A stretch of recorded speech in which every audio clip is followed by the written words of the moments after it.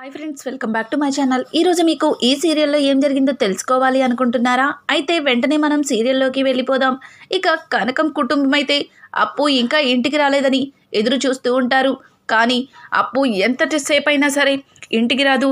ఇంకా కృష్ణమూర్తి అయితే కనకం ఒకసారి అప్పుకి ఫోన్ చేయి అని చెప్పడంతో ఇక అప్పుకి ఫోన్ చేస్తూ ఉంటుంది. ఇంతలో ఎవరో ఒకరు ఆ ఫోన్ని లిఫ్ట్ చేసి, మేడం, ఈ ఫోన్ ఉన్న అమ్మాయికి యాక్సిడెంట్ అయింది, తనని హాస్పిటల్లో జాయిన్ చేశామని చెప్పి ఇక ఫోన్ కట్ చేస్తాడు. వెంటనే కనకానికైతే కంగారు వచ్చేస్తుంది. కృష్ణమూర్తితో అక్కడికక్కడే కుప్పకూలిపోయి, ఏవయ్యా, అప్పుకి యాక్సిడెంట్ అయిందంటయ్యా, అర్జెంటుగా మనం హాస్పిటల్కి వెళ్ళాలి అని చెప్పి ఇక కనకమైతే కృష్ణమూర్తితో చెప్పి అక్కడికక్కడే కుప్పకూలిపోతుంది. ఇక కృష్ణమూర్తి అలాగే కనకం వాళ్ళ పెద్దమ్మ ముగ్గురు కలిసి హాస్పిటల్కి అయితే బయలుదేరతారు. ఇక్కడ చూస్తే కావ్యని అలాగే స్వప్నని పూజలో కూర్చోమని చెప్పిన పెద్దావిడ వీళ్ళు ఇంకా రాలేదని ఎదురు చూస్తూ ఉండగా, స్వప్న అయితే తన చీర కొంగు బాలేదని, అలాగే తన చీరకి కుచ్చులు సరిగా లేవని ఇంకా రుద్రాణితో అయితే చాకరీ చేయించుకుంటూ ఉంటుంది.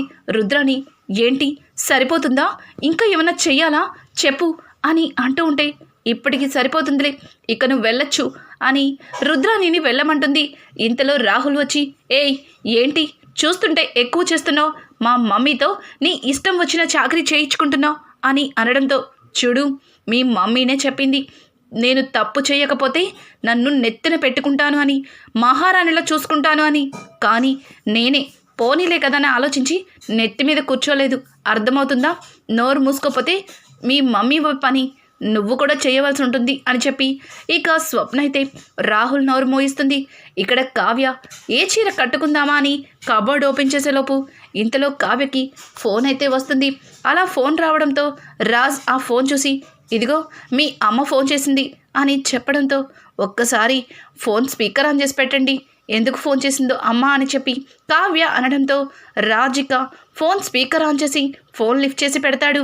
అమ్మా, ఏంటమ్మా ఇప్పుడు ఫోన్ చేసావు అని అనడంతో కనకమైతే ఏడుస్తూ, అమ్మ కావ్య, ఇక్కడ అప్పుకి యాక్సిడెంట్ అయిందమ్మా, నాకేమీ అర్థం కావట్లేదు, నువ్వు త్వరగా రా అమ్మా అని చెప్పడంతో ఒక్కసారిగా కావ్య, ఏంటమ్మా ఏం మాట్లాడుతున్నావు అని అనడంతో, అవునమ్మా, అప్పుకి యాక్సిడెంట్ అయింది, ఇదిగో మేము ఇక్కడ హాస్పిటల్లో ఉన్నాం, నువ్వు త్వరగా రా అని చెప్పి కనకం ఫోన్ కట్ చేస్తుంది. ఆ మాటలు విన్న రాజ్ వెంటనే వెళ్దాం పద అని చెప్పి కావ్యని అనడంతో కావ్య కూడా ఏమీ ఆలోచించకుండా వెంటనే బయలుదేరదామని రాజ్తో బయలుదేరుతుంది. ఒక అడుగు బయటకేసేలోపు ఇక కింద పూజ గురించి గుర్తొస్తుంది. ఏవండి, కింద కళ్యాణ్కి అనామికకి సత్యనారాయణ వ్రతం జరిపించాలి అనుకున్నారు. ఇప్పుడు ఈ విషయం కనుక వాళ్ళకి చెప్తే కళ్యాణ్ గురించి మీకు తెలియందే లేదు. కళ్యాణ్కి అప్పుకి ఉన్న ఫ్రెండ్షిప్ ఎలాంటిదో కూడా మీకు తెలుసు. కళ్యాణ్కి విషయం తెలిస్తే పూజ మీద కూడా కూర్చోడు, అక్కడికి వచ్చేస్తాడు. తరువాత అనామిక బాధపడుతుంది. ఇక ఇంట్లో వాళ్ళు ఇదంతా మేమే కావాలని చేశామని కూడా అనొచ్చు. నేను వెనుక గదిలోంచి వెళ్తాను, మీరు వాళ్ళ పూజని దగ్గరుండి జరిపించండి అని చెప్పడంతో, ఏయ్ కలవతి, ఏం మాట్లాడుతున్నావు? అప్పుకి యాక్సిడెంట్ అయితే నేను ఇక్కడ ఎలా ఉంటాను, నిన్ను ఒంటరిగా ఎలా వదిలేస్తాను అని చెప్పడంతో, ఏవండి ప్లీజ్ అండి, నా మాట వినండి, మీరిక్కడ ఉండి ఆ పూజని సక్సెస్ఫుల్గా జరిపించండి, నేను అప్పుని అలాగే నా కుటుంబాన్ని జాగ్రత్తగా చూసుకుంటాను, సరేనా అని చెప్పి ఇక కావ్య అయితే వెనుక నుంచి హాస్పిటల్కి బయలుదేరుతుంది. రాజ్ పైనుంచి కిందకి దిగుతూ ఉండగా పెద్ద ఆవిడ అలాగే పెద్ద ఆయన ఇద్దరు కూడా, ఏంట్రా ఒక్కడివే వస్తున్నావు, కావ్య ఏది అని అడగడంతో, అది నానమ్మ అని తడబడుతూ ఉంటాడు. ఇంతలో సుభాష్ కూడా, ఏంట్రా కావ్యది అని అడుగుతుంటే ఏమీ చెప్పవేంటి అని చెప్పడంతో, అది నాన్న, కావ్య బయటికి వెళ్ళింది అని అనడంతో, ఏంటి బయటికి వెళ్ళడం ఏంటి, ఇక్కడ పూజ జరుగుతుందన్న సంగతి తెలుసు కదా, నానమ్మ కూడా చెప్పింది కదా పూజలో కూర్చోవాలి అని, మరి ఇటువంటప్పుడు బయటికి వెళ్ళడం ఏంటి అని అపర్ణ అయితే చాలా గట్టిగా మాట్లాడుతుంది. ఇంతలో రుద్రాణి, నాకు తెలుసు వదినా, నాకంతా తెలుసు, తను ఇక్కడ పూజలో కూర్చోడానికి ఇక్కడ లేకపోతే పూజ ఆగిపోతుందని కావ్య ఈ రకంగా ప్లాన్ చేసిందనమాట అని చెప్పడంతో, లేదు, కావ్య అట్లాంటి మనిషి కాదు, కావ్య గురించి నాకు తెలుసు, ఇందాక అనామిక ఒక్కతే తన భర్తతో కలిసి పూజ చేసుకుంటాను అని ధాన్యలక్ష్మితో చెప్పింది. ఖచ్చితంగా ఈ మాటని మన కావ్య విని ఉంటుంది. ఎందుకులే బాధ పెట్టడం అనామికాని అని చెప్పి తను ఇటువంటి నిర్ణయం తీసుకుని ఉండొచ్చు. కానీ ఇంటి పెద్ద కోడలు ఈ పూజలో కూర్చోకపోతే ఈ పూజ జరిపించలేను నేను అని చెప్పి పెద్ద ఆవిడ అలాగే పెద్ద ఆయన ఇద్దరు కూడా ఒక నిర్ణయం అయితే తీసుకుంటారు. నాకు తెలుసు అత్తయ్య, నాకు మొదటి నుంచి కూడా అంతా తెలుసు. తను లేకుండా మీరు ఈ పూజ జరిపించను అంటారని తను ఇక్కడి నుంచి వెళ్ళిపోయింది. నా కొడుకు కోడలికి సంతోషంగా సత్యనారాయణ వ్రతం జరిపించుకోవడానికి కూడా ఇంట్లో నాకు వీల్లేదని పూర్తిగా అర్థమైపోయింది. ఆ కావ్య ఇక్కడ లేకపోతే ఇక పూజ ఆగిపోతుందని రుద్రాని అన్నట్టు తానే కావాలని ప్లాన్ చేసినట్టుంది అని చెప్పి ధాన్యలక్ష్మి కూడా అంటుంది. ఇంతలో ఈ మాటలన్నీ విన్న రాజ్, లేదు లేదు పిన్ని, మీరు కళావతిని తప్పుగా అపార్థం చేసుకుంటున్నారు. తను ఈ పూజని సంతోషంగా జరిపించమని తనే చెప్పింది. నానమ్మ, ఇంకొకసారి నేను కళావతి కూర్చుని పూజ చేస్తాము. ఇప్పుడు 2 జంటలకి కలిపి పూజ జరిపించండి అని చెప్పడంతో ఇంద్రాదేవి అయితే, లేదు రాజ్, లేదు, ఇదేమీ పెళ్లి ముహూర్తం కాదు. కావ్య వచ్చిన తర్వాతే పూజ చేస్తాము. అంతవరకు ఈ పూజ జరిపించడానికి లేదు. 3 జంటలకి కలిపి చేయాలని మేము నిర్ణయించుకున్నాం అని చెప్పడంతో ఆ మాటలు విన్న రాజ్, నానమ్మ, నా మాట విను నానమ్మ అని అంటూ ఉంటే, నాకు తెలుసు, నాకు అంతా తెలుసు. ఆ కావ్య, నేను కళ్యాణ్ సంతోషంగా పూజ జరిపించుకోవడం తనకి అస్సలు ఇష్టం లేదు. తనకి ఇష్టం లేకుండా నన్ను కళ్యాణ్ పెళ్లి చేసుకున్నాడని కావాలని ఇలా చేసింది అని అనామిక అయితే ఇక కావ్య మీద లేనిపోని నిందలే వేస్తూ ఉంటుంది. ఆ మాటలన్నీ విన్న రాజ్ తట్టుకోలేక, ఆపండి, ఆపుతారా?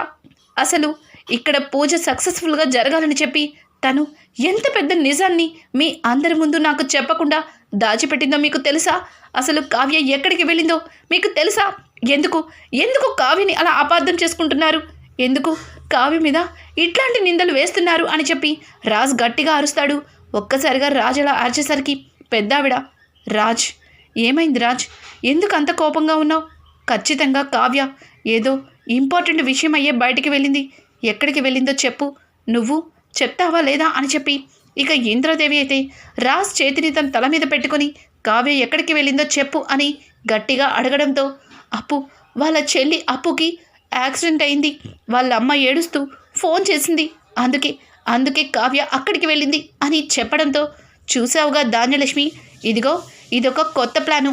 ఈ పూజ జరగకూడదని అమ్మ కూతుర్లు ఇద్దరు కలిపి చాలా పెద్ద ప్లానే చేశారు. పాపం రాజ్ దానిలో కూరుకుపోయినట్టున్నాడు. ఏంటి రాజ్, నువ్వు కూడా నీ పెళ్ళం కొంగు పట్టుకుని తిరుగుతున్నావా? నువ్వు కూడా దీనికి తానా అంటే తందానా అంటున్నావా అని చెప్పి ఇక రుద్రాని అయితే రాజ్కి డైలాగ్స్ వేస్తూ ఉంటుంది. రాజ్, అత్త, నీలాగా కాదు, కావ్య ఎట్లాంటిదో ఇక్కడ అందరికీ తెలుసు. కానీ ఇలా మాట్లాడతారని అస్సలు ఊహించలేదు అని చెప్పడంతో, లేదు రాజ్, లేదు, మొదటి నుంచి కూడా తన చెల్లిని మన కళ్యాణ్కిచ్చి పెళ్లి చేయాలని కావ్య ఎన్నో ప్లాన్స్ చేసింది.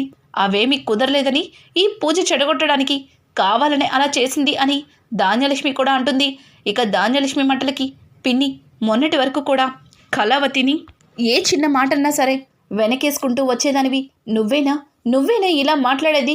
రుద్రాని అత్తంటే ఎప్పుడు ఒకేలా మాట్లాడుతుంది, కానీ నువ్విలా మాట్లాడడం నాకు చాలా బాధని కలిగిస్తుంది. అక్కడ పరిస్థితులు ఎలా ఉన్నాయో తెలుసుకోకుండా నువ్విలా మాట్లాడడం ఏ మాత్రం కూడా బాగోలేదు అని చెప్పి రాజైతే ఇక ధాన్యలక్ష్మితో మాట్లాడతాడు. ఉన్నట్టుండి అక్కడ కళ్యాణ్ కనిపించకపోవడంతో ఇంతవరకు పీటల మీద కూర్చున్న కళ్యాణ్ ఏమైపోయాడా అని అటు ఇటు చూస్తూ ఉండగా కళ్యాణ్ కార్ తీసుకొని వెళ్ళిపోతాడు. అది చూసిన అనామిక ఒక్కసారిగా షాక్ అయిపోతుంది. ఆగు కళ్యాణ్ అని చెప్పి ఇక కార్ దగ్గరికి వెళ్ళి కళ్యాణ్కి అడ్డం పడుతుంది. లెగు అనామిక, లెగు, అక్కడ నా దోస్తు ప్రాణాపాయ స్థితిలో ఉంటే ఇక్కడ సంతోషంగా నేను ఎలా పూజ జరిపించుకుంటాననుకుంటున్నావు? అడ్డం లెగు, నేను అప్పుని చూడాలి అని చెప్పి కళ్యాణ్ అయితే చాలా కుమిలిపోతూ ఉంటాడు. అలా కళ్యాణ్ కుమిలిపోవడాన్ని అనామిక చూసి, ఏంటి కళ్యాణ్, నువ్వు నీ ఫ్రెండ్ కోసమే ఇంతలాగా బాధపడుతున్నావు, కానీ నువ్వు పూజ జరిపించకుండా ఇక్కడి నుంచి వెళ్తే నేనెంత బాధపడాలి చెప్పు? అసలు ఈ పూజ ఎందుకు జరుపుకుంటారో నీకు తెలుసా? భార్యాభర్తలు సంతోషంగా ఉండాలని భార్యాభర్తల మధ్య ఎటువంటి గొడవలు రాకూడదని, వాళ్ళిద్దరూ ఎప్పుడూ ఒకరంటే ఒకరు ప్రేమతో అభిమానంతో ఉంటారని, అట్లాంటి పూజని వద్దని నన్ను కూడా వదిలేసి ఇక్కడి నుంచి నువ్వు అప్పుని చూడ్డానికి వెళ్తున్నావు, ఒక్కసారి ఆలోచించు కళ్యాణ్ అని అంటూ ఉంటే, చూడు అనామిక, అసలు నువ్వు పరిచయం అవ్వకముందు నాకు పరిచయం అయ్యిందే అప్పు. ప్రేమని ప్రపంచాన్ని చూపించిందే అప్పు. నీతో ప్రేమ పెళ్ళి ఇంత దాకా వచ్చాను అంటే దానంతటికీ కారణం అప్పుని. అప్పు లేకపోతే ఈ కళ్యాణ్ లేడు, అర్థమవుతుందా? ఇక వదిలిపెట్టు, నేను అప్పుని చూడాలి. అప్పు ఎలా ఉందో ఏంటో అడ్డం లేగు అని చెప్పి అనామికని పక్కకి తోస్తే, ఆగు కళ్యాణ్, నీకు నేను ఇంపార్టెంటా, ఆ అప్పు ఇంపార్టెంటా? నువ్వు నన్ను కాకుండా అప్పు దగ్గరికి ఎలా వెళ్తావో నేను చూస్తాను అని చెప్పి ఇక అనామిక అడ్డం పడుతుంది. అనామిక మాటలకి అప్పుకి చాలా కోపం వస్తుంది. ఇంత చెప్పినా నీకు అర్థం కాదా అని చెప్పి కళ్యాణ్ అయితే ఇక అప్పు చెంప పగల కొడతాడు. అనామిక చెంప పగల కొడతాడు. అలా అనామిక చెంప పగల కొట్టడంతో అనామికకి ఏమీ అర్థం కాదు, పక్కకి జరుగుతుంది. ఇక కళ్యాణ్ అయితే హడావుడిగా హాస్పిటల్కి బయలుదేరుతాడు. కళ్యాణ్తో పాటు రాజ్ కూడా బయలుదేరుతాడు. అలా ఇద్దరు కూడా హాస్పిటల్కి వెళ్ళేసరికి అక్కడ అప్పుకి ట్రీట్మెంట్ జరుగుతూ ఉంటుంది. ఇంతలో డాక్టర్ వచ్చి అప్పుకి ఇమీడియట్లీ సర్జరీ చేయాలి, లేకపోతే ప్రాణాలకి ప్రమాదం, కౌంటర్లో 5 లక్షలు కట్టండి అని చెప్పడంతో, ఏంటి 5 లక్షలా అని చెప్పి కనకమైతే ఒక్కసారిగా అక్కడికక్కడి తల పట్టుకుని కుప్పకూలిపోతుంది. ఇక కళ్యాణ్ అయితే, చూడండి డాక్టర్, ఆ 5 లక్షలు నేను కౌంటర్లో కడతాను, అప్పుకి ఏమీ జరగకూడదు, ఎంత ఖర్చైనా పర్వాలేదు, అప్పు నాకు తిరిగి కావాలి, అప్పు లేకపోతే నేను బ్రతకలేను అని చెప్పి గట్టిగా కళ్యాణ్ అయితే అందరి ముందు అరుస్తాడు. కళ్యాణ్ మాటలకి అందరూ కూడా షాక్ అయిపోతారు. ఇక కళ్యాణ్ రావడంతో అప్పు ప్రాణాలతో తిరిగి బయటపడుతుందా? రానున్న ఎపిసోడ్స్ అయితే మరింత ఇంట్రెస్టింగ్గా మారబోతున్నాయి. ఈ వీడియో మీకు నచ్చినట్టయితే లైక్ చేసి సబ్స్క్రైబ్ చేసుకోవడం మాత్రం మర్చిపోకండి. Thanks for watching. Hi friends, welcome back to